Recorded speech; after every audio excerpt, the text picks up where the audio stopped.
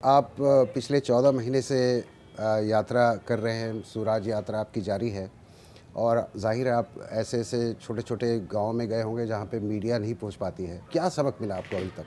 अगर आप 15 महीने गांव-गांव जाएंगे तो आपको बहुत सारी ऐसी बातें पता चलेंगी जो कि पब्लिक डोमेन में एक तरीके से है, लेकिन वो सबकॉन्शियस माइंड में है या बुक्स में है, डेटा में है, लोगों की चर्चा में नहीं है।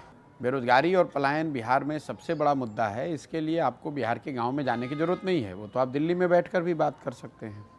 लेकिन जब गांव में आप जाते हैं तो आपको इन समस्याओं की विकरालता का, इसके सामाजिक आर्थिक पहलुओं की समझ बनती है। जैसे पलायन है, सामान्यतः लोगों की समझ ये है कि बिहार में पलायन बहुत बड़ा मुद्दा है, लेकिन इससे ज़्यादातर गरीब लोग प्रभावित हैं क्योंकि लोग बाहर मजदूरी करने जाते हैं।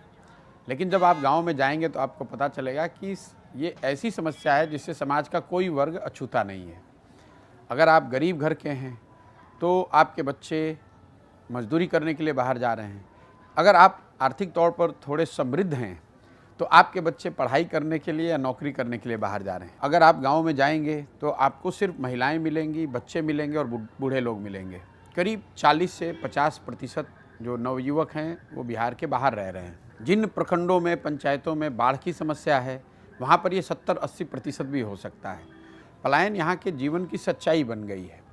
इसका सामाजिक पहलू ये है कि लोगों के मन से धीरे धीरे, चूँकि इतने लंबे समय से पलायन इतना बड़ा मुद्दा रहा है, परिवार की जो संकल्पना है वही ख़त्म हो गई है।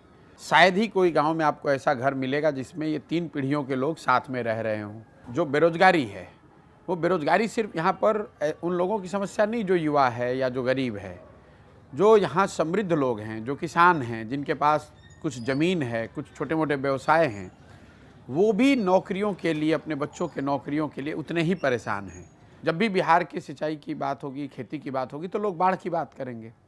बिहार में 50% ज़मीन जो है वो बाढ़ की समस्या वहाँ पर है, यहाँ बाढ़ आने की संभावना रहती है। लेकिन जो बाकी का 50% है उसका आधा ज़मीन जल जमाव और सूखे से प्रभावित है।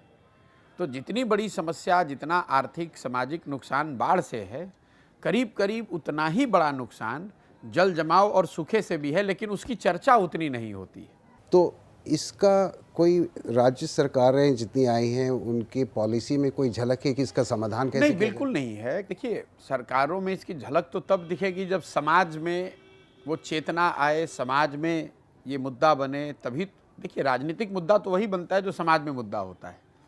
समाज में एक तरीके से इस बात की स्वीकार्यता हो गई है कि जो हमारा बच्चा बड़ा होगा, जवान होगा, तो वो बाहर नौकरी करने जाएगा, और लोगों ने उसको अपने जीवन की सच्चाई मान ली है।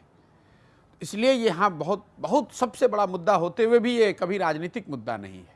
जबकि ये बहुत बड़ा ब्रेन ड्रेन है।